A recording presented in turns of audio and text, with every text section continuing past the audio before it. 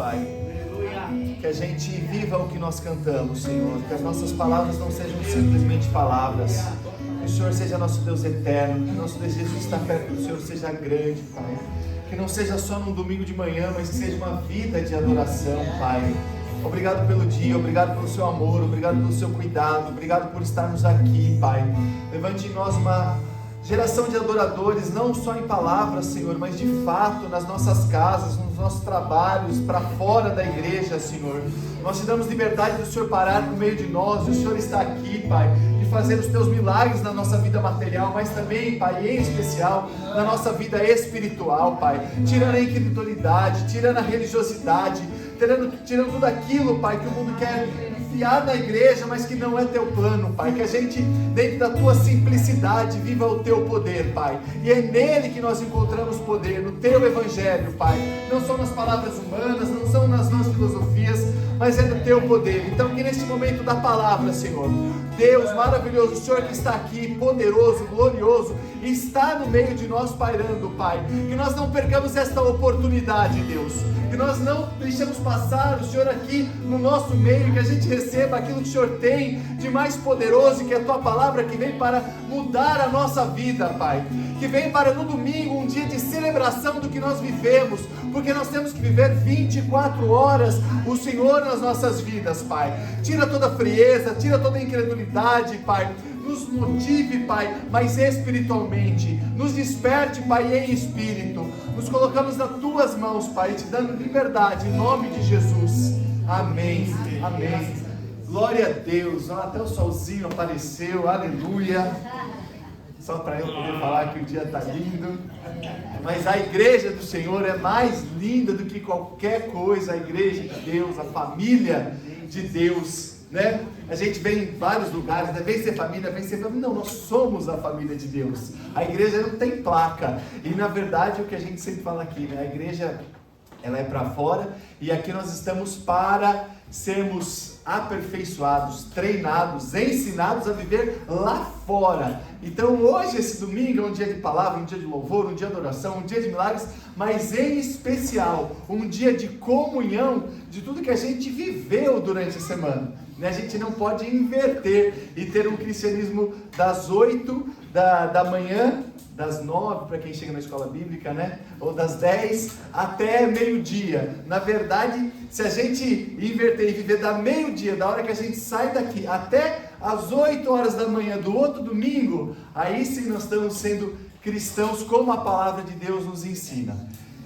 E é bom demais estar aqui mais um dia, podendo falar da palavra do Senhor, entendendo que também aqui, e a palavra de Jesus é uma palavra de esperança, é uma palavra que traz aos nossos corações a luz, acima de tudo, a luz que é Jesus, a luz do mundo, e Ele nos permite que a gente também faça esse papel.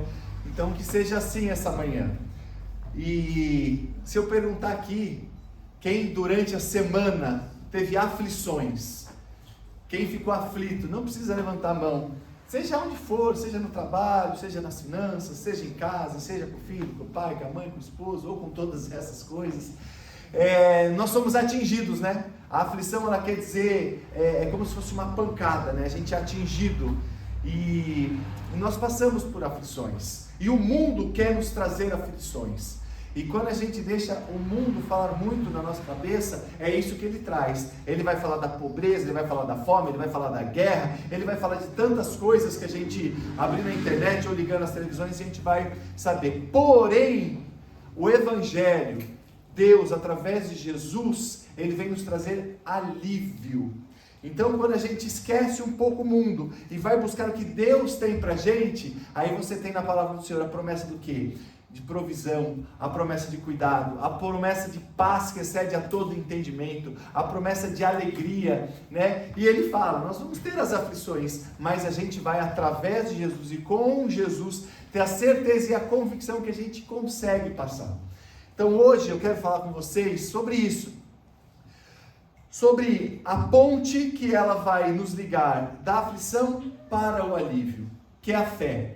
Então eu quero falar com vocês sobre a fé, que é a ponte entre a aflição e o alívio. através de Jesus. É esse o caminho que Ele tem para a gente. É isso que é o plano dele para a gente.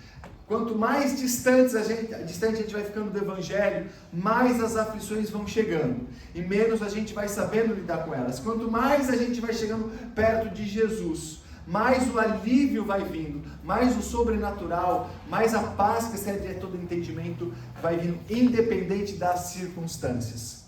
E eu vou falar com vocês com base em Daniel, capítulo 6. Eu vou ler só um versículo. Daniel, capítulo 6, eu vou ler só o 16. A passagem que fala dos leões.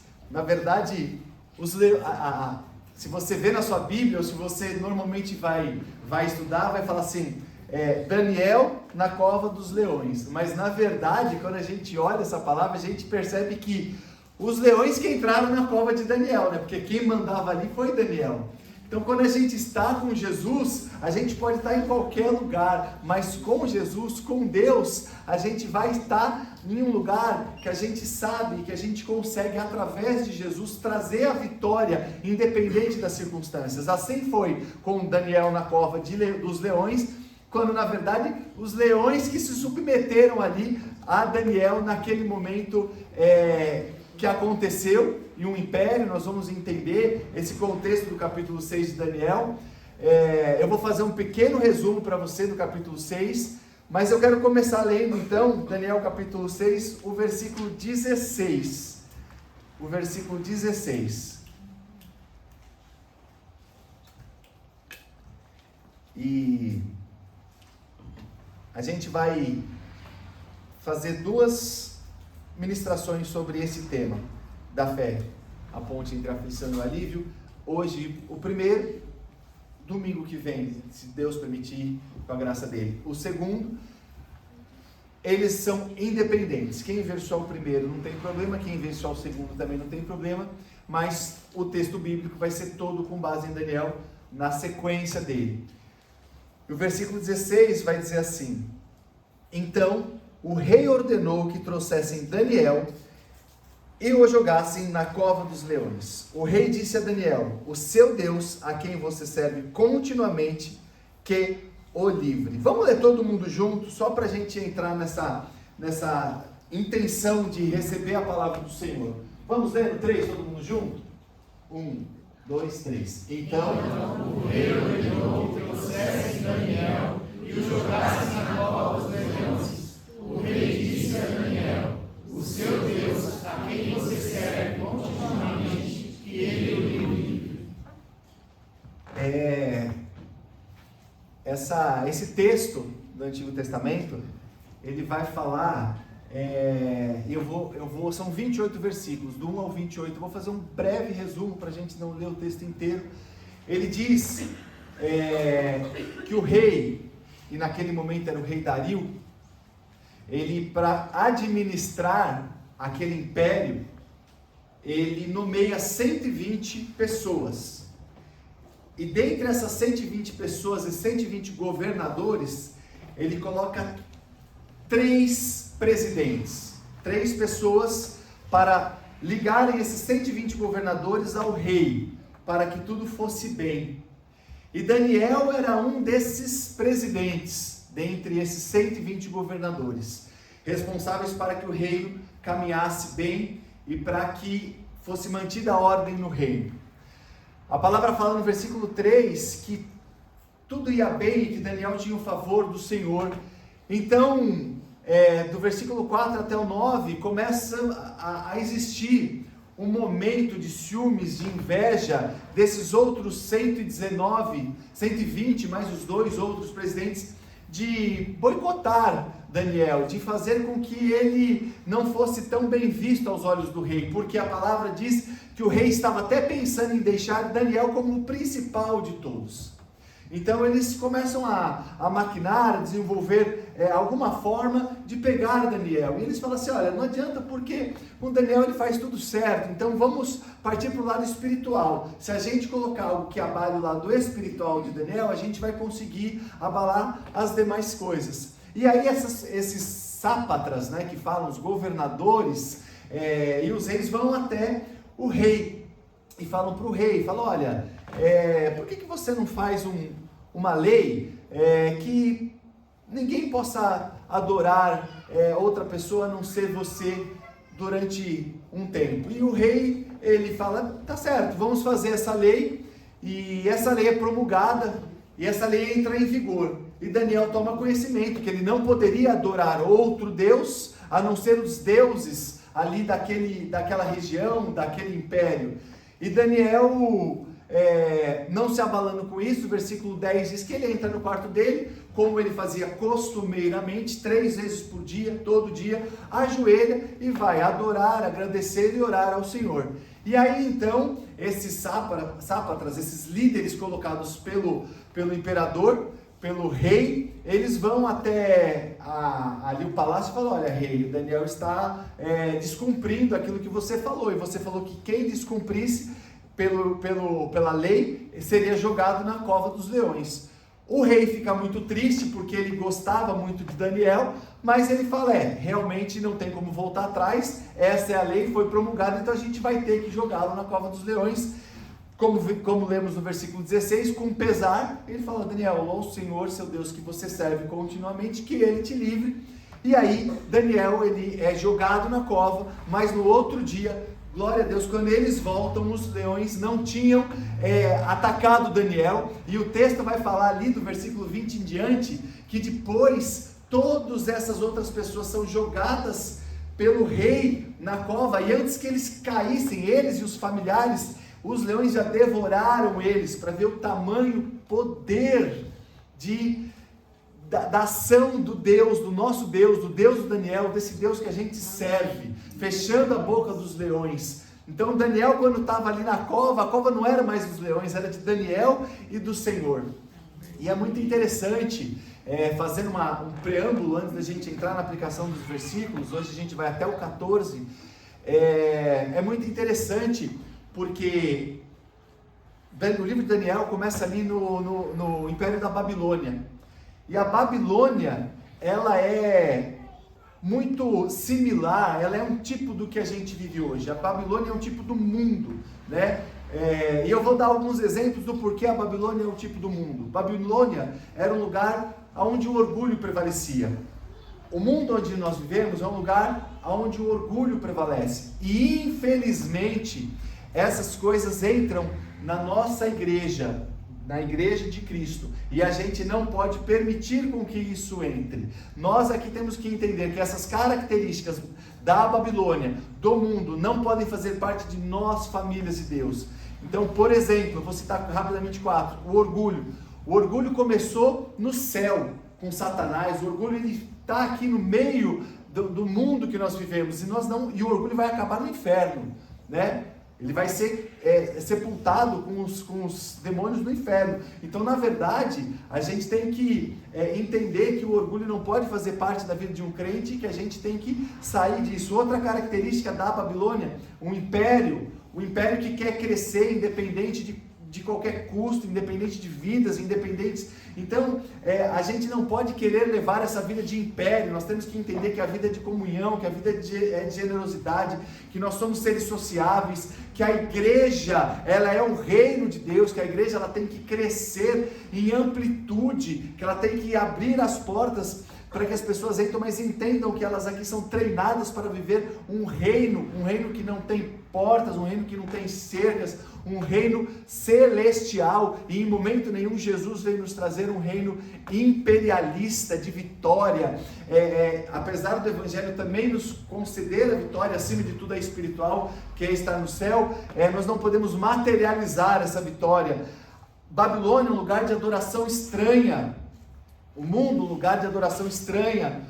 Na igreja, se não tomarmos cuidado, um lugar de misticismo, de adorarmos o que nós nem estamos sabendo. Babilônia, um lugar de desigualdade, o mundo, um lugar de desigualdade. A igreja não pode ser um lugar de desigualdade. Cristo não faz acepção de pessoas, a igreja não tem títulos, a igreja não tem hierarquia. A igreja, ela é uma coisa só, com todos iguais, unidos para um bem maior, que é o reino de Deus. Então esse era o mundo que Daniel estava vivendo.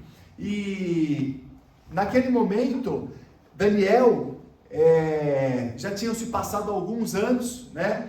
e a gente vai explicar essa questão do tempo na Babilônia e como tudo se mudou, mas Daniel permaneceu fiel. Então a característica da gente como cristão, a nossa necessidade de sermos fiéis ao Senhor, fiéis à Escritura, assim como Daniel era fiel a Deus. Daniel, durante esse tempo que ele viveu, começando na Babilônia, capítulo 1 de Daniel, aonde fala que Daniel era jovem, aonde fala que Daniel era bonito, aonde fala que Daniel era inteligente, Daniel já era alguém que morava, ele era de Judá, né, de Israel, e ele foi levado cativo quando a Babilônia conquistou Israel. O rei, naquela época, Nabucodonosor, falou assim, pega os mais jovens, mais bonitos, mais inteligentes, que são treináveis, e tragam aqui, porque eu quero essas pessoas junto comigo. E Daniel foi levado para aquele lugar. Só que quando a gente lê o texto do capítulo 6, já não era mais o Império Babilônico. Nós já estávamos aqui no capítulo 6, no Império Medo-Persa, que era do rei Dario, e depois ele passaria para o Império Persa, que era do rei Ciro. O que eu quero mostrar para você? Que ele permaneceu fiel, independente do lugar. Se ele estava em Judá, ele era fiel, ele era jovem, ele temia Deus. Ele foi para a Babilônia, ele continuou fiel, ele continuou jovem, ele envelheceu, mas ele continuou seguindo a Deus. Então, não depende do lugar aonde a gente está, ou onde Daniel está, a nossa fidelidade já tem que permanecer a mesma. Daniel era fiel em Judá, Daniel era fiel quando era Babilônia, Daniel continuou fiel com os medo-persas, Daniel também serviu os persas, servindo a Deus. E a gente aqui na igreja, e a gente como cristão, a nossa fidelidade não depende se nós estamos em Santo André, em São Caetano, se fomos transferidos para outro lugar, se estamos em uma mesa com os amigos, ou se estamos em casa. Nós temos que permanecermos fiel ao Senhor, independente de qualquer coisa, em qualquer lugar, porque não somos nós influenciados pelo lugar, nós que temos que influenciar e dar essa fidelidade, dar esse testemunho em qualquer lugar que a gente vai. Por exemplo, Daniel na cova dos leões, ele continuou sendo fiel. José foi jogado em um poço, ele continuou sendo fiel. Não existe na Bíblia nenhuma cova, nenhum poço da onde Jesus não tirou os seus servos. Então, se a gente está vivendo algum poço, alguma cova, alguma luta, nós vamos passar, porque em todas as lutas, em todas as covas, em todos os poços que os personagens bíblicos viveram, Jesus, Deus, em cada época, sempre agiu e tirou eles de lá. Então, se você está passando por um momento de luta, Deus vai te tirar. Então, a gente olha para a Bíblia para ver como a gente vive o espiritual, para aí, então, a gente tomar posse do sobrenatural. Daniel teve continuidade, constância, ele era fiel em todos os lugares e em todo tempo. Daniel foi fiel com o rei Nabucodonosor, Daniel interpretou o sonho do Nabucodonosor, a tal ponto que quando o reino da Babilônia passou para Belzazar, que era neto de Nabucodonosor, Daniel já tinha passado anos.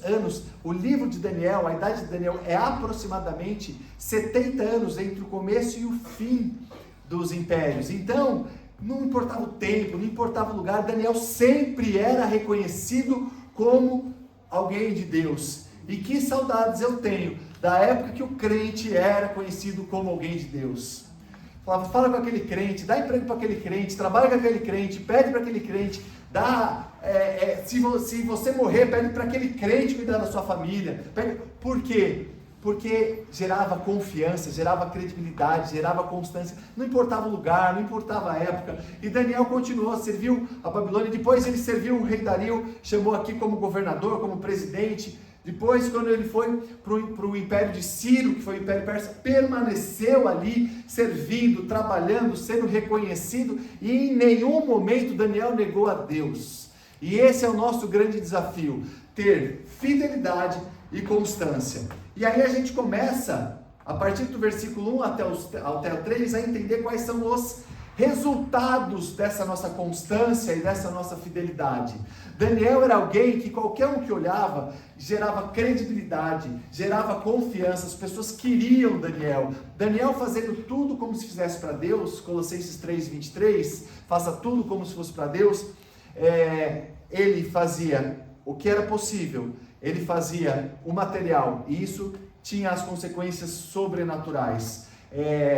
Quando a gente fala que a Bíblia diz que nós devemos fazer tudo como se fosse para Deus, isso tem o sobrenatural bíblico, mas como é bom você ter um marido, ou uma esposa, ou um filho, ou um trabalhador, ou um chefe, ou um funcionário que faz como se fosse para Deus, porque ele vai fazer bem feito, porque a recompensa ele sabe que não vai vir do humano, vai vir de Deus. E quando a gente coloca a nossa fé em Deus, as coisas começam a mudar. Quando a gente começa a semear no reino de Deus, a gente começa a receber do reino de Deus. A grande dificuldade nossa é que a gente quer semear e ver e colher no mundo natural, mas a gente tem que entender que como cristão, a nossa visão tem que ser espiritual.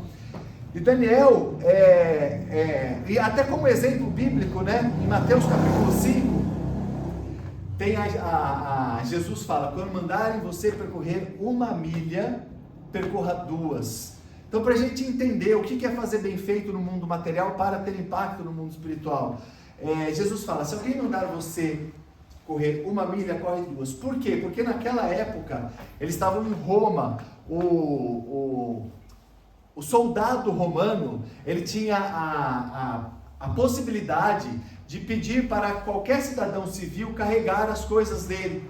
Por exemplo, ele estava vindo de uma batalha, ele estava saindo de algum lugar, ele via um judeu, por exemplo, ele via alguém de Israel, ele falava assim, você pega minha mala, minhas coisas aqui, e você vai levar até a minha casa. Não importava se o crente, se o judeu, se o civil estava saindo de um lugar, indo para outro lugar, a partir daquele momento ele ia ter que carregar durante 1 milha, 1,5 km romano, aquilo que o soldado mandasse. E Jesus fala, eu sei que você não quer, eu sei que é ruim, mas se você for fazer, não faça para o homem, faça para Deus, não carregue só 1, carregue 2, ou seja, nós temos que fazer a nossa parte, né? Na verdade, o impacto no mundo sobrenatural e no mundo espiritual, ele começa com a gente fazendo a nossa parte. A decorrência de fazer como se fosse tudo para Deus, a gente lê no versículo 3 que fala que o favor de Deus estava com Daniel. Irmão, não há nada mais poderoso na nossa vida do que o favor de Deus. A gente serve a Deus racionalmente. Senhor, eu te amo, preciso te amar mais, preciso te buscar mais, quero estar mais perto. E as coisas vão acontecendo espiritualmente, o favor de Deus vai entrando na nossa vida. A gente não começa a entender como é que a gente começa a família estar harmonizada, como é que, independente dos nossos erros, a gente começa nas finanças, no trabalho, nos negócios, aparecerem coisas que a gente não imagina e não sabe como aparece. Isso é consequência da nossa vida fazendo tudo como se fosse para Deus. Era isso que Daniel fazia, era isso que José exemplificamente fazia. A gente lê algumas passagens da Bíblia que fala, e lá estava com eles o favor de Deus. Davi, Abraão, Moisés, o favor de Deus. Os milagres aconteciam não era por eles, era porque o favor de Deus estava com eles. Você quer ter o favor de Deus com você? Olhando para cá a gente percebe que a gente precisa fazer o quê? Fazer tudo como se fosse para Deus. Por quê? A gente começa fazendo o natural. Fazer o natural, como Daniel, como Davi, como José, é a nossa parte. Tentar ser um bom marido é a nossa parte. Uma boa esposa, um bom filho, um bom pai, um bom empregado, um bom patrão, é um bom amigo, é a nossa parte. A gente tem que fazer isso. Começa aí. A partir daí, a gente vai entender que espiritualmente a gente vai buscar a Deus, orar a Deus, e nós vamos aqui depois entender que Daniel fez isso, louvar a Deus, agradecer a Deus, independente das circunstâncias, e depois que o sobrenatural acontece, depois que vem o sobrenatural de Deus. Na verdade, devido à nossa ansiedade, nós queremos ver o sobrenatural. Então a gente não quer fazer o natural, a gente não quer buscar o espiritual, a gente quer simplesmente ver o sobrenatural. E aí a gente não está fazendo o que deve ser feito, não está buscando a Deus como deve ser buscado, e aí o sobrenatural vai ficar... pode até acontecer, mas nós não sabemos da onde está vindo esse sobrenatural, porque esse sobrenatural não tem como a gente viver o sobrenatural de Deus se a gente não faz o nosso natural, se a gente não busca o espiritual, e aí sim tem o sobrenatural. Daniel fazia o que era para fazer, Depois, buscava a Deus como tinha que buscar e recebia os milagres. A gente quer receber os milagres, a gente não quer buscar Deus e a gente não quer a tarefa difícil, às vezes, do trabalho, de ser um bom marido, de perdoar, de engolir o não. E isso é a gente que tem que racionalmente fazer. Jesus era homem, Jesus veio homem, Jesus fazia o natural, mas Jesus era espiritual, Jesus era Deus, Jesus orava, Jesus parava, Jesus saía da multidão para orar, Jesus era Deus encarnado, mas ele buscava o Pai. Quantas palavras, o meu Pai, vou falar com o meu Pai que sabe, é o meu Pai que dá, é o meu Pai que faz. Nós temos que buscar o espiritual, e aí Jesus viveu o sobrenatural, venceu a morte na cruz. Então não tem como alterar essa ordem, a gente tem que fazer o natural e buscar o espiritual para aí viver o sobrenatural. Foi assim com José, foi assim com Daniel, foi assim com Jesus e assim também é com a gente. Esta é uma das grandes lições que a gente aprende aqui. Não adianta a gente querer viver o sobrenatural se a nossa vida espiritual não está em ordem.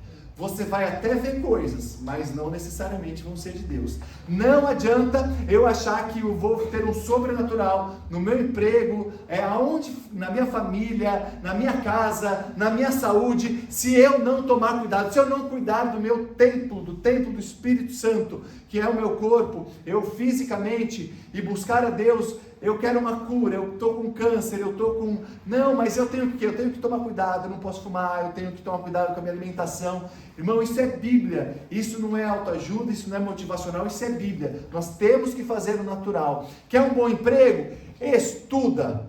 Pode acontecer um milagre? Pode, mas você tem que fazer o que é o certo, fazer o natural, buscar o espiritual. Deus, eu estou estudando, faz o seu sobrenatural, e aí o sobrenatural vem. Daqui a algumas semanas vai ter, por exemplo, o Enem. Você pode ir lá sem estudar,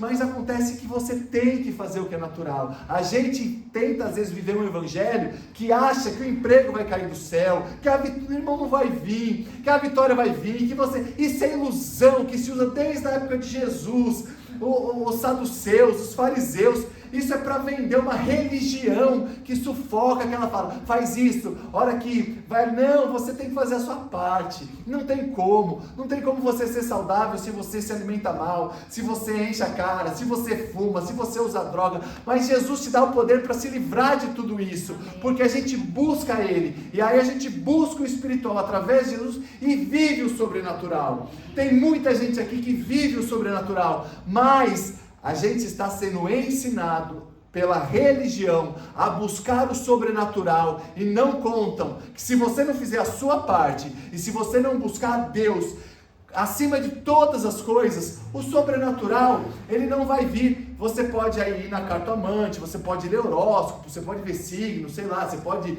jogar búzios, pode fazer o que quiser, até vai, mas não vai ser de Deus. Isso é o que a palavra fala e isso é o que a gente vive, e isso é o que a gente testemunha e testifica olhando para a Bíblia, através de José, Daniel, Jesus, a gente, Abraão, Moisés, e nós somos homens como eles.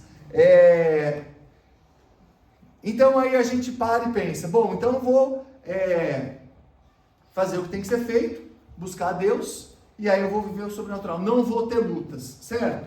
Não.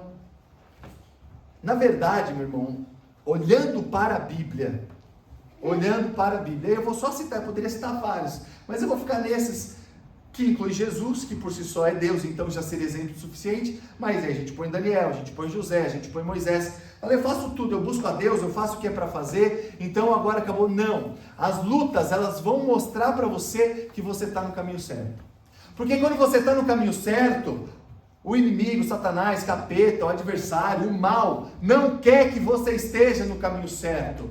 Quando a gente olha ali, a partir do versículo 4, 5, 6, 7, 8, 9, de Daniel, capítulo 6, esses versículos, do 4 até o 9, a gente percebe que quem estava perto de Daniel começa a ficar com ciúmes, começa a ficar com inveja, começa a querer maquinar contra ele, começa a querer derrubar ele. E assim, meu irmão, quando você está no Evangelho, quando você começa a estudar, quando você começa a chegar perto de Deus, quando as pessoas começam a ver, você vai gerar inveja, você vai gerar ciúmes, você vai ter as pessoas querendo te derrubar, porque é assim que é a vida acontece no dia a dia. A gente faz o que tem para ser feito. A gente vai buscar Jesus, mas as pessoas, o inimigo se levantam contra nós. As lutas vêm. As lutas vieram para Daniel, que foi para a cova do leão. As lutas vieram para Jesus, que teve que ir para a cruz e foi crucificado. Mas todos eles venceram. Mas para vencer, eles precisaram passar por aquele momento. Para Jesus vencer a cruz, vencer a morte na cruz, ele precisou ser crucificado. Para Daniel sair da cova dos leões ileso, ele precisou ser jogado na cova dos leões. Então, para a gente ter vitória, a gente vai passar por lutas. É ilusão você achar que você vai em um lugar, e essa não é a palavra popular que deve ser dita, mas a gente não precisa dizer o que o ser humano precisa. A gente precisa olhar para a Bíblia e entender o que a Bíblia fala.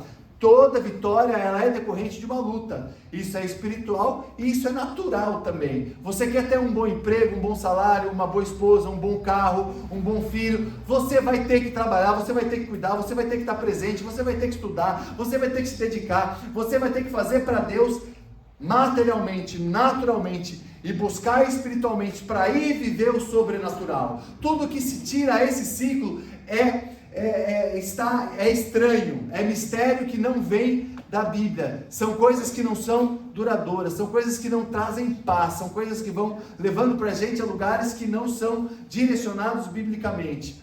E a Bíblia nos ensina isso. Então a reação de Daniel, alguém que passou e serviu por tanto tempo, reis, em lugares diferentes, sofrendo injustiça, o tempo inteiro se mantendo na presença do Senhor, fiel ao Senhor. Quando ele ficou sabendo disso, quando ele ficou sabendo dessa movimentação e que não poderia haver adoração a não ser ao Deus que fosse dele, o que Daniel fez? Versículo 10, entrou no quarto dele, fechou a porta, janela aberta, que era o costume do judeu, orar em direção ao povo dele, ajoelhou, e a palavra fala que no versículo 10 do capítulo 6 de Daniel agradeceu, Daniel adorou, ajoelhou, e Daniel orou. Daniel, irmão, era ocupado, ele 3 vezes por dia fazia isso. O capítulo, Daniel inteiro vai falar isso, mas capítulo 6 cita isso, ou seja, é repetido isso. Então o que a gente aprende? Que a gente se torna indesculpáveis. Daniel, ele era de um império enorme, ele era dos 3 principais, o rei queria colocar ele em o mais principal. Daniel tinha muita coisa, mas 3 vezes por dia ele parava. Então quando a gente justifica que não tem tempo, que não existe isso, sabe? A gente tem que entender que quem vai dar prioridade a Deus é a gente. Isso é uma decisão natural nossa. E Daniel entrava e ajoelhava e buscava Deus. Daniel via as lutas, sinal que eu estou no caminho certo. Minha reação, vou buscar a Deus, vou adorar a Deus, vou agradecer a Deus. Daniel era corrido, provavelmente muito mais corrido que a maior parte de nós, mas ele mantinha o tempo de oração, adoração, de louvor, de agradecimento. Então, irmão, não é questão de tempo, é questão de prioridade. É questão de prioridade. E aproveitando e falar em reação, em prioridade, em priorizar o reino de Deus, e a palavra fala por diversas vezes que esse era o costume de Daniel, que assim era o que ele agia o tempo inteiro, a gente entende 2 questões importantes para o crente. O crente tem que lutar contra 2 coisas. Primeiro, o hábito mundano de não ter horário. O crente tem que ser pontual, irmão. Ele fala uma coisa, ele tem que cumprir o que ele fala. A gente tem que entender que o tempo é igual para todo mundo. Você sabe que quando a gente não é pontual e coloca isso como uma justificativa que é corrido, você está chegando para outra pessoa e falando quase que, bom, você que é pontual, você não tem o que fazer, você é desocupado. Eu lembro uma vez no quartel, não sei nem se foi meu filho ou outra pessoa que foi lá fazer prestar o exército, enfim, se alistar. Uma pessoa chegou atrasada e falou assim, eu estava corrido. Aí o general, o capitão, sei lá, que estava lá, falou, só a sua vida é corrida, aqui ninguém faz nada, né? Então a gente está falando que não é corrida. Outra coisa, em relação à máxima de todas as coisas, Isso é muito importante. E a palavra a gente tem que repetir, né? Filipenses capítulo 3, Paulo fala assim, eu não me vergonho de repetir. E tem coisas que a gente tem que repetir para o crente, olhando para a Bíblia, olhando para Daniel, para a gente aprender na palavra do Senhor. A gente tem que, como igreja, combater esse trânsito religioso. Irmão, a gente tem que ir para uma igreja, estar no corpo de Jesus e permanecer naquela igreja por 1 ano, 2 anos, 3 anos. Vocês sabem que os estudos dizem que quem está em uma igreja de 2 a 5 anos, ele faz parte de um trânsito religioso, que na verdade ele não se comprometeu com lugar nenhum. Por que eu estou falando isso? Porque quando a gente não se compromete com um lugar, a gente não cria raízes, a gente não está se aprofundando, a gente não está crescendo, a gente não está buscando, a gente está simplesmente querendo ver movimentos, querendo ver coisas, querendo um som bom, uma luz boa, uma cadeira boa, um lugar bom. E na verdade, a gente tem que achar algum lugar que a gente goste, que a gente pega ali em 2 Timóteo, 1 e 2 Timóteo capítulo 3, os patamares da liderança, o que uma liderança tem que ter, confia naquela liderança, e aí a gente segue e permanece. O trânsito religioso é uma coisa satânica, porque a pessoa ela não se compromete com Jesus, ela não se compromete com a igreja é o corpo do qual Jesus é cabeça. Então, eu não estou falando que a gente não pode mudar de igreja, eu não estou falando, não, mas a gente tem que achar um lugar, confiar no lugar e se manter no lugar, senão a gente vai passar dos 15 anos até os 75, 85 anos, mudando de um lugar para o outro, sem criar raiz em lugar nenhum, não sendo bênção, não sendo abençoado, procurando milagre. Irmão, o cristianismo não é isso. O cristianismo é uma decisão de fazer o natural. Eu vou ler a Bíblia, eu vou orar, buscar o espiritual, buscar a Deus, buscar os dons, para aí viver o sobrenatural. E aí sim você está fazendo o que a Bíblia coloca. Mais uma grande lição do texto olhando para Daniel. Não adianta a gente só buscar o sobrenatural. Quem quer viver o sobrenatural vai ser enganado. E não tem como.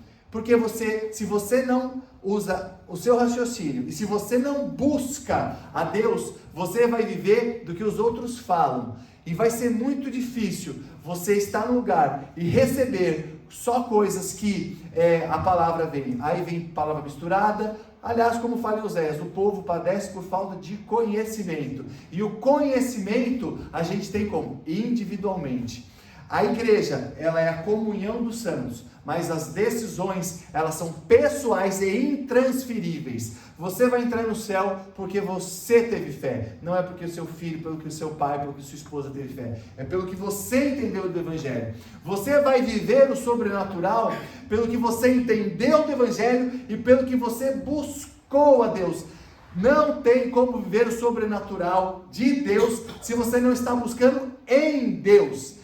Você até vai viver o sobrenatural, de alguma forma. Mas para viver o de Deus, você tem que buscar em Deus. E é interessante que Daniel, nesse tempo, e nesse reinado do rei Dario, é a tônica da vida dele, a gente pode perceber também, em momento nenhum, Daniel se defende, sabe? Quem nos justifica vai ser Jesus. Por que eu estou falando isso? Quando a gente lê o texto, Daniel vai ser jogado na cova dos leões, ele sabia que isso ia acontecer, isso era a pena de quem adorasse outro Deus, que não os deuses daquele império, do Medo-Persa. Aliás, por que o Sadraque, Mesaque e Abednego, amigos de Daniel, Daniel capítulo 1, são jogados na fornalha de fogo, e Daniel, como pena, não é jogado na fornalha de fogo, ele é jogado na cova dos leões?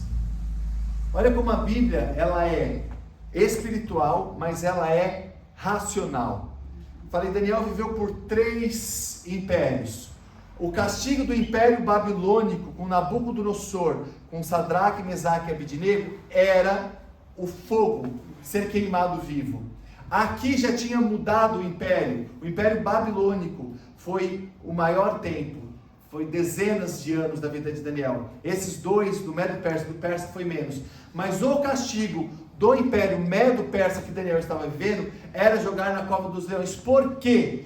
Porque o leão fazia parte de uma divindade, um deus com D minúscula, Mitra, e era uma divindade. Então, na verdade, aquele que não adorasse, jogar na cova do leão estava querendo dizer que ele não adorou Deus, então ele iria ser castigado por aquilo que representava aquele Deus Mitra, o leão ali na cova. Por isso que quando a gente tem Deus, o nosso Deus com D maiúsculo, Deus de verdade, qualquer lugar, independente do lugar que a gente vá com Ele, se torna o nosso território, porque qualquer outra entidade, se não é Deus, é maligna e ela vai se curvar ao poder de Deus. Então Daniel, e glória a Deus, foi jogado na cova. Estavam falando, você desrespeitou os nossos deuses, então você vai ser castigado por ele. Mas não, Daniel estava falando assim, eu tenho um Deus com D maiúsculo, e ele poderia ter se defendido. Ele, como matéria de defesa, por exemplo, versículo 7 do capítulo 6, fala que todos os sátrapas e presidentes foram até o rei. Ele não estava. Então, a lei já tinha sido criada de uma forma equivocada. A palavra do Senhor fala, e a lei era que servirem a deuses. Daniel poderia falar, não, mas eu estou adorando o único Deus. Daniel poderia se defender, argumentar. O que a gente aprende aqui? Que a gente não tem que se defender e argumentar para as coisas do mundo e para o pecado. A gente tem que simplesmente chegar mais perto de Deus. Quem nos justifica é Deus, então a gente chega mais perto de Deus. Daniel, na cova do leão, chegou mais perto de Deus, é Deus que nos justifica. Jesus, antes de ser crucificado e vencer a morte, o tempo inteiro perto de Deus, Pai de Jesus, nosso Pai. Adão, quando pecou, Adão caminhava com Deus o tempo inteiro. Diz a palavra do Senhor, Gênesis 1, companhia de Deus, ao entardecer. Adão pecou, o que ele fez? Se escondeu. Deus sabe onde a gente está, não adianta a gente se esconder. Deus foi lá, Adão, cadê você? Eu me escondi. Ou seja, se afastou. E aí tentou justificar. Não, porque eu comi, porque a esposa falou, porque a cobra falou para a esposa. E não é. Quem nos justifica é Deus. Quando a gente está passando por dificuldades, quando a gente está se sentindo excluído, quando a gente está passando por um momento de inveja, quando estão batalhando contra a gente tem que tomar cuidado para não ficar se debatendo igual o peixe de fora d'água, querendo usar a nossa força. O nosso refúgio é Deus. Faça o melhor que você puder fazer e busque a Deus, e o sobrenatural vai acontecer. Porque é isso que a palavra fala. E independente da cova que você esteja hoje, se a sua família está destruída, se seu emprego acabou, se sua empresa está quebrada, se seu filho está desviado, se você está separado, se você vai separar, eu não sei, mas não adianta falar para as pessoas, olha, volta para mim, olha, eu sou bom, eu sou bonzinho, eu sou legal, eu tenho um inglês, me dá esse emprego. Chega mais perto de Deus. Faz o que é para fazer e chega mais perto de Deus. E aí a gente vai ver, porque todas as covas, todos os buracos que biblicamente personagens viveram, nenhum ficou lá. Então isso mostra que não vai ser nós que vamos ficar.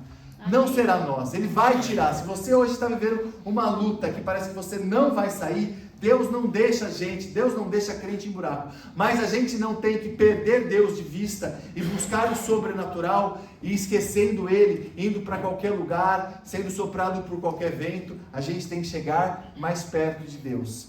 E aí, para finalizar, a gente orar. Depois de tudo isso, e Daniel ali no quarto orando, versículo 10, ali versículo 11 até o 14, vai falar que então os sátrapas se reuniram, chegaram no rei e falaram, olha, Daniel está adorando o Deus dele, que não é o nosso Deus. Então, ele vai ter que ser jogado na cova dos leões. E o rei ficou triste, tentou mudar, tentou fazer algo que fosse possível para que Daniel não fosse jogado. Mas Daniel teve que ser jogado, porque o rei já tinha feito ali a lei, então era o que tinha que ser feito. Então Daniel dependia do milagre. Então hoje, para aplicar na nossa vida e para a gente orar, não importa aonde a gente esteja, não importa a dificuldade que você esteja passando, não importa o buraco, não importa o enrosco, não importa se você está como Jonas dentro da barriga de um peixe, não importa se você pecou, se você... Hoje, chega mais perto de Deus. Quem justifica é Deus. A gente vai orar para a gente tomar esse posicionamento, já que a fé é a ponte entre a aflição e o alívio. A gente tem que entender que nós somos justificados pela fé. Então, primeiro, a gente entende, depois a gente busca o espiritual, e aí a gente vive o sobrenatural. Se você já está fazendo o que é para ser feito, glória a Deus. Se você vê que você precisa fazer coisas, então a gente perdoar alguém, fazer um curso para ter um emprego melhor, buscar as coisas que você pode fazer, então que Deus te dê essa força. Se você já está fazendo, então você passe a buscar o espiritual. Irmão, é muito difícil, infelizmente, isso é estatística. Então a gente entende que isso se aplica de uma forma cristocêntrica a todos os cristãos. Crente que lê Bíblia é raridade, crente que ora todos os dias é raridade, crente que faz jejum é raridade. Então, é muito distante de viver o sobrenatural de Deus se a gente não está perto de Deus. Então, se você já está fazendo tudo, eu não sei mais o que eu faço. Vamos lá, espiritual, ora mais, jejua, busca a Deus. Não é pelo mérito, é pela prioridade, é por amar a Deus acima de todas as coisas. Bom, eu já faço tudo e eu já estou também buscando a Deus, eu busco a Deus em casa, venho na igreja celebrar o culto, mas eu vivo fora o que é pregado na igreja, eu leio a palavra, eu entendo. Então, irmão, em nome de Jesus, a gente vai orar hoje para que você receba o sobrenatural, porque o sobrenatural a gente recebe, a gente não tem mérito, a gente não conquista. Então, se você já está fazendo o natural e já está buscando o espiritual, então que você hoje receba o seu sobrenatural. Sabe, Jesus venceu a morte, a cruz não era o final, e hoje a dificuldade que você está passando não é o final, ela vai mudar em nome de Jesus, e nós vamos orar por isso. Não é o final. E só para deixar uma reflexão para o próximo culto e a segunda parte dessa pregação, quando Deus fechou a boca do leão, foi o milagre do livramento. O milagre de Daniel ainda estava por vir, e tudo que esse testemunho dele fez com que Deus fosse glorificado. Uma nação inteira sendo depois obrigada a adorar ao Deus de Daniel. Então, que hoje você receba o milagre de um livramento se você precisar, mas você entenda que muito mais do que te livrar, Deus quer te abençoar. Amém. Irmão, foi assim com José, foi assim com Daniel, foi assim com todos que passaram pela Bíblia, seguindo o que a Bíblia ensina, e vai ser assim com cada um de nós. Amém? Amém. Vamos ficar de pé então para orar? Eu vou guiar em oração, eu vou pedir para você colocar as suas particularidades de acordo com o que você vive. Senhor, em nome de Jesus, Pai, nós te agradecemos pelo seu amor, pelo seu cuidado, pela sua palavra, pela vida. Nesta manhã de domingo, Deus, que não seja mais uma simples manhã, que não seja mais uma simples oração. Tira, Pai, todo espírito de distração e de incredulidade.